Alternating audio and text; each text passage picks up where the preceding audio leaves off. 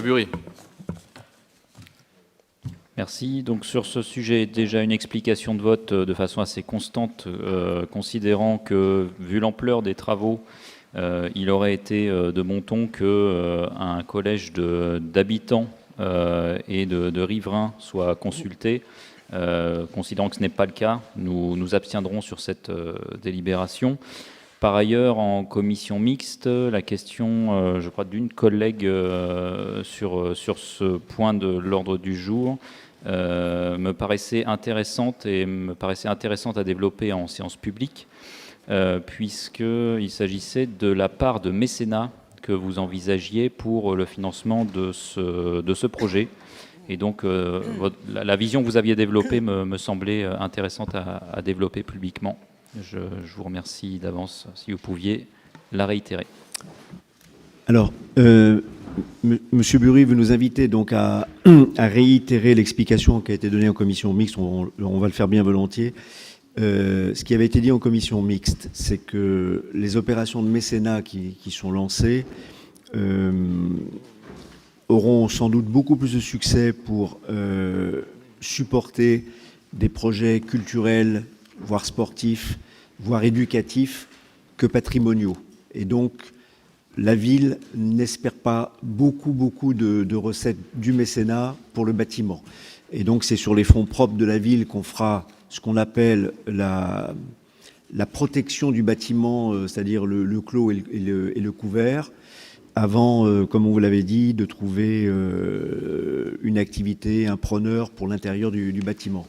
Je rappelle quand même au passage, je ne peux pas m'empêcher d'en dire un mot, depuis 1995, la DRAC a inscrit dans la base Mérimée, que chacun connaît bien évidemment, puisque c'est la base dans laquelle sont inscrits les monuments, que ce bâtiment était en quasi-ruine depuis 1995, la DRAC.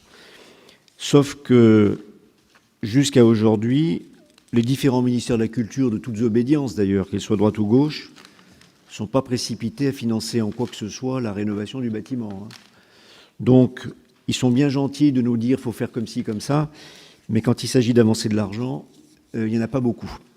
Donc la ville prend ses responsabilités, va essayer de sortir hors d'eau, hors d'air ce bâtiment. On ira chercher quelques menues subventions, mais globalement, l'essentiel ne sera ni le mécénat, ni les subventions de l'État, mais finalement la contribution de la ville. Voilà. Merci. Monsieur Bury.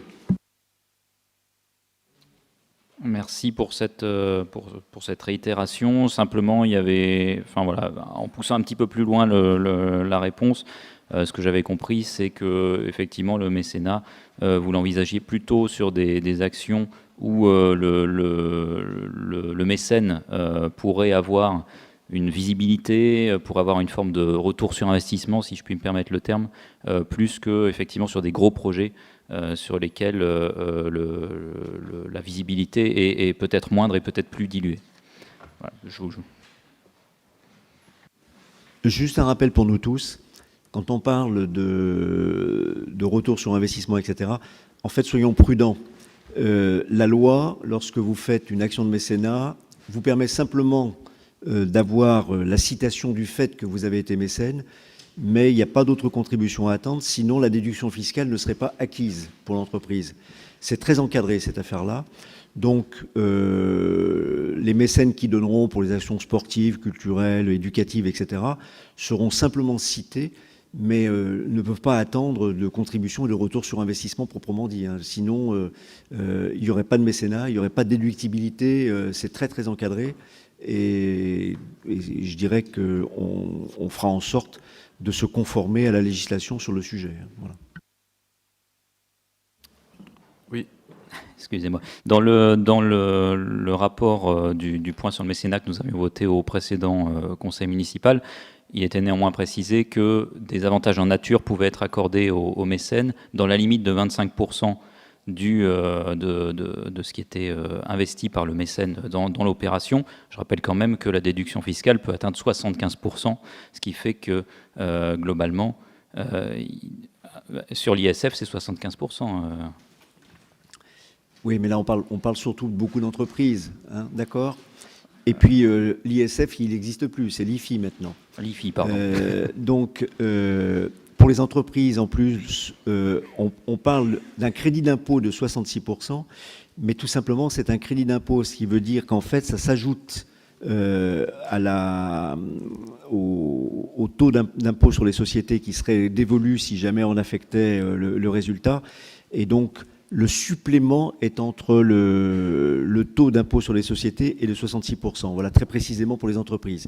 Et les entreprises, quand elles font un don comme ça, en fait, elles affectent un crédit d'impôt dans un code 700 au niveau comptabilité. C'est comme ça que ça se passe. Mais le 75% ne concerne que l'IFI. On n'attend pas beaucoup de dons de particuliers sur ces sujets. Maintenant, s'il y en a, tant mieux. Hein. Je rappelle aussi qu'on peut éventuellement avoir des legs. Il nous est arrivé d'avoir un leg une fois, qui a été dévolu d'ailleurs au CCAS il y a quelques années de ça. Mais enfin, bon, là-dessus, c'est quand même très marginal. Et l'essentiel viendra des entreprises pour quelques dizaines de milliers d'euros à chaque fois.